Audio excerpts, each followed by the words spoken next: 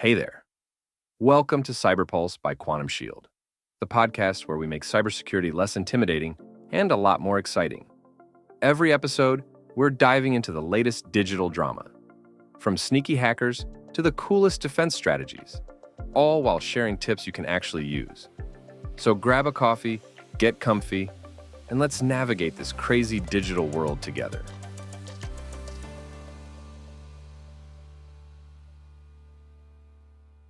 All right, everybody, welcome back for another deep dive. Today, we're wading into the waters of cybersecurity risk assessment. And joining me is, once again, our cybersecurity guru, ready to help us navigate this digital minefield. Absolutely. And you know what? It's something that impacts everyone, not just tech wizards. We all leave digital footprints. Right. And speaking of footprints, we asked you, our amazing listeners, to send in materials you wanted us to dissect. And boy, did you deliver. We got a ton of stuff on risk assessment, which is exactly where we're going today. Basically, think of this like giving you that X-ray vision to spot those digital tripwires before you end up tripping. It's kind of like that feeling when you leave the house and you just know you forgot something. Except this time, we're making sure you don't miss those crucial cybersecurity steps. Exactly. So no more of that sinking, did I leave the oven on feeling, but for your online life. Your source really dives into the nitty-gritty, saying that risk assessment is all about understanding what those digital threats actually are. How much damage could they really cause? And most importantly, what can we do to, not become another cybersecurity horror story? And you know what's fascinating? This isn't some high-level tech bro concept. It's something we all do instinctively in our everyday lives. Think about it. You lock your doors at night, right? That's you already doing risk assessment. You're subconsciously thinking, okay, what's the threat here? Someone breaking in. And what's my vulnerability? An unlocked door. Okay, better take action and lock up. Cybersecurity risk assessment is the same thing, just applied to your online life. So it's about bringing that same common sense online. I like that, bringing common sense online. So where do we even begin?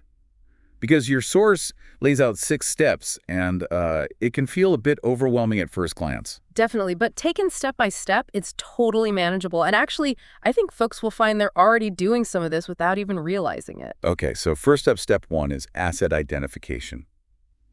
What exactly does that even mean in the digital world? It's about figuring out what your crown jewels are, digitally speaking. Those things you absolutely, positively don't want falling into the wrong hands. So we're talking like social security numbers, passwords to bank accounts, those kinds of things. Exactly. Sensitive personal information, financial details, anything that could really mess you up if someone got hold of it. Okay, so once we know what we need to protect, it's time for step 2. And this is where things get a little more detective-y. Threat identification. We're talking about figuring out who or what those digital dangers actually are. I mean, are we talking about like shadowy figures in hoodies hacking into the mainframe? Right. Or is it more nuanced than that? Well, it can be those Hollywood hacker types, but honestly, a lot of threats are a lot less glamorous. We're talking about things like malware lurking in dodgy downloads or phishing emails designed to trick you into giving away your precious data. So it's really about being aware of all the different ways someone could try to mess with your stuff online. Exactly. Knowledge is power in cybersecurity, my friend. The more you know about the threats, the better equipped you are to avoid them. All right, step 3. This one feels a bit more introspective. Vulnerability assessment. I feel like this is where we have to be honest with ourselves about our own digital shortcomings. It's like holding a mirror up to our online habits, good and bad. So, time to face the music. Are we guilty of using password 123 across multiple accounts, haven't updated our computer software since like 2015? You'd be surprised how common those habits are, and unfortunately, they create vulnerabilities that cybercriminals are just waiting to exploit. So acknowledging these weaknesses, it's not about beating ourselves up, it's about being proactive. Right, 100%. It's about taking ownership of our online security rather than just assuming it'll all work out, because, spoiler alert, it often doesn't without a little effort. Okay, deep breaths, everyone, because step 4 is where things get real. Impact analysis. And I feel like this is where we need to mentally prepare ourselves for those worst-case scenarios.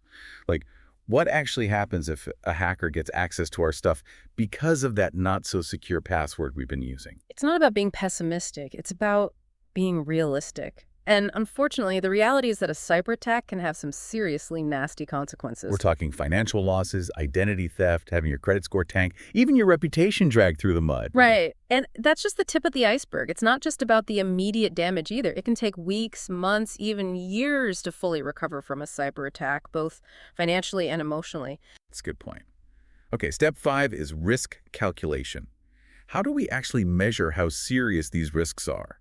Because some things might be a minor inconvenience and some things could, well, turn our world upside down. That's the thing with risk. It's not one size fits all. A minor inconvenience for one person might be a life-altering event for someone else. Okay, that makes sense. So this step is about really understanding the potential consequences for ourselves, specifically. And finally, step 6, risk prioritization. Because, let's be real, none of us have unlimited time or resources to dedicate to cybersecurity. Even after going through this process, it can still feel like we're playing whack-a-mole. Absolutely. And that's why this step is so important. It's about picking our battles, so to speak. So figuring out which of those digital risks require our immediate attention and which ones, while still on the radar, can maybe wait a bit. It's about being strategic with our cybersecurity efforts. You've got to prioritize what matters most. Now, your source also mentioned different approaches to measuring these digital dangers, which I think is worth digging into a bit. Yeah, it talks about qualitative and quantitative risk assessment. And honestly, those terms always make my eyes glaze over a bit. Don't worry, I'm here to demystify.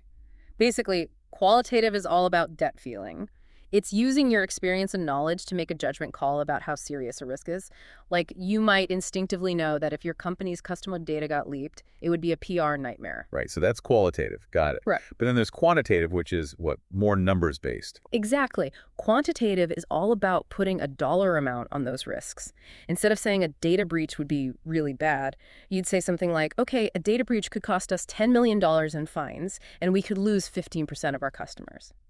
It's about cold, hard data. Okay, so both approaches have their own strengths. Yeah. Qualitatives is like that gut feeling, and quantitative is more about the cold, hard facts, as you said. Precisely. And using both together can give you a much more complete picture of the cyber risks you're facing. We've identified these risks, the potential threats, the vulnerabilities, the impact. Now for the big question, what can we actually do about all of this? And the good news is, your source gives us a whole toolbox of options. There's no one-size-fits-all solution in cybersecurity, which is why I love that your source highlights different risk mitigation strategies. Because realistically, you're not going to eliminate every single risk, but you can manage them effectively. Okay, so what are our options here? Lay it on us. Well, you could choose to accept the risk. Sometimes, especially with smaller risks, the cost of protection might be higher than the potential damage. So it's about weighing the pros and cons, like, is this worth losing sleep over? Precisely. Now, another option is avoidance. If something seems risky, like a suspicious email attachment, just don't open it. Steer clear, avoid, avoid, avoid. Got it. What else? You can also transfer the risk. This is where things like cybersecurity insurance come into play. You're basically paying someone else to take on that risk for you. Passing the buck, but in a responsible way. Love it. Okay, what's our final option? The most proactive option, mitigation. This is about taking steps to reduce the likelihood or impact of a risk. So we're talking strong passwords, two-factor authentication, making sure our software is up to date, all that good stuff. You've got it. And it's important to remember that cybersecurity is a marathon, not a sprint.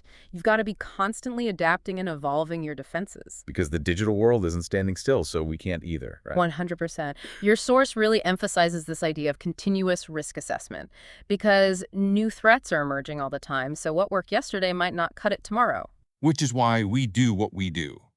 Trying to arm you with the knowledge to stay ahead of the curve, or at least not fall too far behind. So, big takeaway from today's deep dive is that cybersecurity risk assessment is more than just a fancy buzzword, right? It's about taking control of your online life and not letting those digital gremlins run amok. We've unpacked what it is, why it matters, and believe me, it does, and most importantly, how you can actually implement it in your own life. But before we go, I'm going to leave you with something to chew on. If cybersecurity is an ongoing process, what's one small change you can make today to improve your own online habits? Something to think about. Keep those digital defenses strong, folks. And thanks for joining us on this deep dive. Catch you next time. Thanks for hanging out with us on CyberPulse. Remember, cybersecurity doesn't have to be scary. It's all about staying sharp and a little bit savvy. Keep learning, stay curious, And don't let those cyber gremlins get you down. Catch you next time, and until then, stay safe, stay smart, and keep crushing it online.